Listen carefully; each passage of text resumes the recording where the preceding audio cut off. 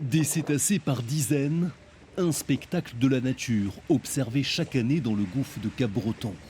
Ce canyon sous-marin s'étend sur près de 300 km et plonge jusqu'à 3500 mètres de profondeur. Unique en Europe, il abrite un écosystème complexe et exceptionnel. Aussi fascinant que fragile, ce canyon doit être protégé, selon Clément Héla, membre de l'association Apex Cétacés. On a jusqu'à 17 espèces de cétacés. On a des dauphins, des baleines, des cachalots, des rorquals, des baleines à bosse.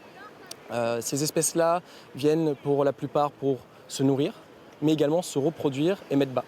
Donc il est indispensable de pouvoir protéger cette zone qui est vitale pour toutes ces espèces-là.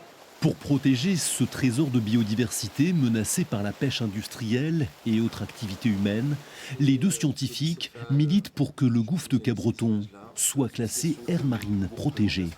Il y a différentes protections possibles, de la plus faible qui est effectivement pas efficace, à l'aire marine protégée dite forte. Donc là, c'est toute la pêche industrielle, donc chalutage, forage, etc., qui est interdit, jusqu'à une protection dite intégrale, qui englobe toutes les activités humaines anthropiques.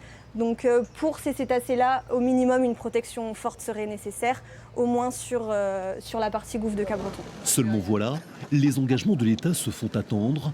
Après le sommet international de Nice consacré aux océans, les réponses sur la création de nouvelles aires marines ne seraient pas à la hauteur des enjeux.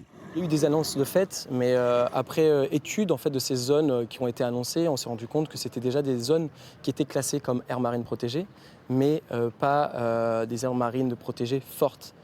Donc il y a quand même du chalutage de fond qui est fait. Il y a encore un énorme impact de l'humain sur ces zones-là. Donc on n'a pas vraiment avancé par rapport à ce qui a été dit.